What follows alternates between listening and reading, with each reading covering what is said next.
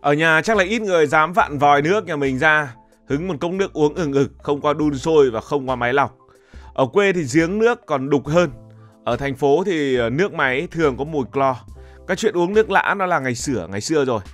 Ngày xưa nhớ những cái cảnh mà đi làm về, nhất là đi làm đồng, múc một ngụm nước giếng lên uống ực một cái. Vậy mà sang Nhật chuyện đó lại trở thành bình thường như cơm bữa. Người Nhật mở vòi uống nước trực tiếp, thậm chí còn khuyến khích du khách cũng làm như vậy. Tại sao lại thế? Thường thì các bạn đi du lịch ở Tokyo hay ở đâu đó, bước vào một công viên giữa trời nắng nóng khát khô cả cổ. Thay vì mua chai nước ở cửa hàng tiện lợi, có người sẽ chạy đến một cái vòi nước công cộng, vặn ra và uống ngay tại chỗ. Người Nhật cũng không hề coi đó là chuyện lạ. Thậm chí nhiều gia đình ở Nhật không có máy lọc nước, cũng không mua nước đóng chai. Họ đơn giản là uống nước từ vòi suốt hàng chục năm nay. Điều này khác hẳn Việt Nam. Ở quê thì người ta đun nước giếng lọc qua bình. Ở thành phố thì nhà nào cũng máy lọc nước RO, máy lọc nước nano, hoặc ít nhất là cũng phải đun sôi. Còn nếu mà bảo uống nước trực tiếp thì vòi thì chắc là 99 người sẽ lắc đầu khi mà hỏi 100 người. Đừng đùa, uống vào đau bụng đấy. Nhưng ở Nhật thì không. Với họ, việc uống nước từ vòi chẳng khác gì bật công tắc điện. Nó hiển nhiên và đáng tin cậy. Để hiểu tại sao thì trước hết phải nhìn vào hệ thống xử lý nước của người Nhật Bản. Ở nước Nhật, nước sạch không chỉ là nhu cầu thiết yếu, mà nước sạch còn là một niềm tự hào quốc gia. Đất nước này sở hữu một trong những hệ thống xử lý và cung cấp nước sinh hoạt hiện đại bậc nhất trên thế giới. Toàn bộ nguồn nước lấy từ sông, hồ, mạch ngầm đều phải trải qua một quá trình xử lý vô cùng khắt khe. Trước hết, nước được lọc cặn để loại bỏ đất cát và những tạp chất khô. Sau đó người ta sử dụng ozone, tức là một chất oxy hóa mạnh để tiêu diệt vi khuẩn và khử mùi. Tiếp đến là bước khử trùng bằng clo, giúp loại bỏ triệt để các vi sinh vật còn sót lại. Cuối cùng, trước khi đưa vào hệ thống đường ống, thì mẫu nước được đem đi phân tích trong phòng thí nghiệm với hàng chục chỉ tiêu hóa học và vi sinh rất phức tạp. Chỉ khi đạt tiêu chuẩn an toàn y tế cực kỳ nghiêm ngặt thì nước mới được bơm đến từng hộ dân. Điểm đặc biệt là Nhật Bản quy định chất lượng nước máy phải đạt tiêu chuẩn gọi là uống trực tiếp được. Người Nhật tạm định nghĩa tiêu chuẩn này là nước từ đường ống dẫn nhưng mặc định có thể uống ngay. Điều này cũng đồng nghĩa với việc bạn có thể rót nước trực tiếp từ vòi ở trong nhà bếp hay vòi công cộng ngoài công viên mà không cần đun sôi hay là lọc thêm. Với du khách thì các quốc gia khác, đặc biệt từ Đông Nam Á, đây là một điều khá lạ lẫm, bởi ở quê nhà của chúng ta, nước máy chỉ dừng lại ở mức dùng được chứ chưa chắc đã uống được. Để so sánh, ở nhiều nước đang phát triển, nước máy thường chỉ được phục vụ cho những hoạt động sinh hoạt như là tắm rửa, giặt giũ, rửa bát. Muốn uống thì người dân buộc phải đun sôi, hoặc an toàn hơn là lắp máy lọc nước hoặc là mua nước đóng chai.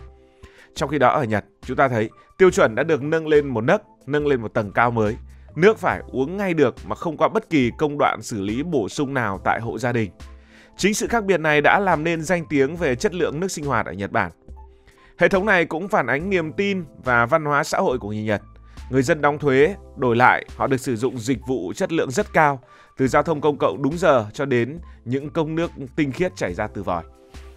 Trên các thành phố hay công viên ở Tokyo, Osaka, bạn dễ dàng bắt gặp những vòi nước công cộng, nơi trẻ con hay người lớn có thể cúi xuống uống trực tiếp mà chẳng cần lo vấn đề vệ sinh.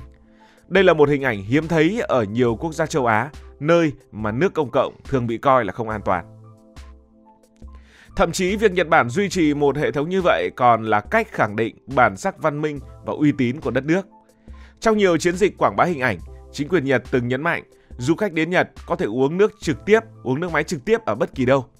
Điều tưởng như nhỏ bé này lại là chứng minh cho một sự kỹ lưỡng, trật tự và tính bền vững trong cách quản lý của đất nước mặt trời mọc. Không phải ngẫu nhiên mà Nhật làm được điều này, một phần là nhờ thiên nhiên ưu đãi. Nhật Bản là quốc đảo có địa hình núi non chiếm khoảng 70%, núi cao rừng rậm lượng mưa dồi dào. Nước mưa thì chảy từ núi xuống tạo thành sông suối trong vắt, nhiều nơi thậm chí có thể uống ngay tại nguồn. Người Nhật vốn đã quen với việc uống nước suối tự nhiên từ xưa. Bởi vậy khi bước sang thời hiện đại, họ chỉ việc áp dụng công nghệ xử lý hiện đại để đảm bảo chất lượng đồng đều. Trong khi đó, Việt Nam mình thì cũng có hệ thống sông ngòi chằng chịt nhưng lại phải hứng chịu ô nhiễm công nghiệp, thuốc trừ sâu từ nông nghiệp và nhiều chuyện khác nữa. Người Việt Nam còn vứt rác ra sông suối ao hồ rất nhiều.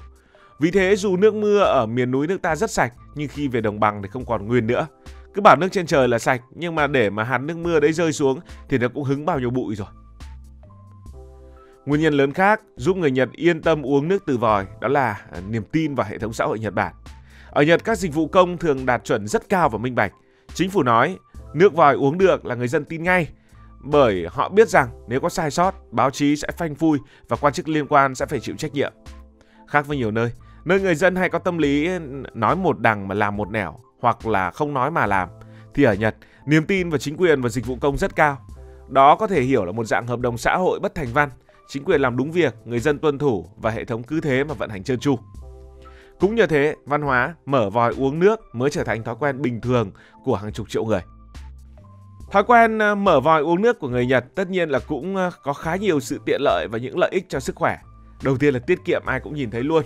Thay vì bỏ tiền ra mua nước đóng chai thì họ chỉ phải trả vài yên cho hàng chục lít nước máy. Tiếp nữa là bảo vệ môi trường. Nhật Bản vốn đã có một thời gian ngập trong rác nhựa nên việc hạn chế dùng chai nhựa là một lợi ích lớn. Và thứ nữa là thuận tiện, khát là mở vòi, chẳng cần nấu, chẳng cần đun, chẳng cần lọc, không cần mua. Đặc biệt, khách du lịch đến Nhật Bản thường bất ngờ khi thấy vòi nước công cộng trong công viên, ga tàu cũng có thể uống được. Nhiều người thử một lần rồi mê luôn bởi vì nước mát, trong và an toàn. Và bạn biết không chỉ ở Nhật Bản, nhiều nước phát triển khác cũng có văn hóa vặn vòi và uống. Đức, Hà Lan, Thụy Điển đều có hệ thống nước máy đạt chuẩn uống được. Ở Đức, người dân còn tự tin nói rằng nước vòi ở đây còn sạch hơn nước đóng chai rẻ tiền. Ở Mỹ, nhiều bang cũng có thể uống nước từ vòi, nhưng người dân lại thích mua nước đóng chai vì tâm lý sợ hãi, cộng thêm thói quen tiêu dùng, cái gì cũng phải xì tiền ra để mua. Ở Singapore, quốc đảo này không có nhiều nguồn nước tự nhiên, nhưng lại đầu tư cực mạnh vào công nghệ lọc và tái chế. Đến mức nước ở Singapore được khẳng định là uống trực tiếp an toàn. Trong khi đó, ở những nước đang phát triển như là Việt Nam, Campuchia, là Ấn Độ, việc uống nước từ vòi trực tiếp gần như là một điều cấm kỵ. Tất nhiên nếu bạn thích thì không ai cấm. Nước có thể dùng rửa, tắm, giặt nhưng uống thì phải lọc hoặc đun sôi. Đây là sự khác biệt rõ rệt về hạ tầng, công nghệ và niềm tin. Điều thú vị là thói quen uống nước từ vòi, ta có thể nhìn thấy một phần văn hóa Nhật Bản. Người Nhật rất coi trọng sự sạch sẽ và an toàn, và nước, thứ đi vào cơ thể thì càng phải an toàn. Vì vậy, chính quyền và doanh nghiệp Nhật Bản coi việc cung cấp nước sạch đạt chuẩn uống được là nghĩa vụ tối thiểu. Nó phản ánh một triết lý sống của người Nhật. Mọi thứ trong đời sống công cộng phải đạt chuẩn cao nhất để mà người dân tin tưởng. Cũng nhờ vậy, hình ảnh uống nước từ vòi dần trở thành một nét đặc trưng, thậm chí là biểu tượng văn minh của Nhật Bản trong mắt du khách quốc tế. Dù vậy cũng cần phải nói rõ, không phải 100% nước ở vòi Nhật Bản đều uống được. Ở những tòa nhà cũ, đường ống lâu năm có thể bị ảnh hưởng và nó khiến cho chất lượng nước không phải lúc nào cũng đảm bảo. Ở vùng nông thôn hẻo lánh, nước có thể bị nhiễm khoáng chất tự nhiên. Vì vậy, chính phủ Nhật Bản vẫn khuyến cáo ở đô thị, ở thành phố thì uống thoải mái, còn nơi xa xôi thì cứ cẩn thận một tí. Tuy nhiên, với 95% dân số sống ở thành thị, điều này không ảnh hưởng lớn đến thói quen chung. Cảm ơn vì đã quan tâm theo dõi câu chuyện này. Nếu cảm thấy thú vị, bạn có thể nhấn nút đăng ký kênh, bật chuông thông báo và chia sẻ.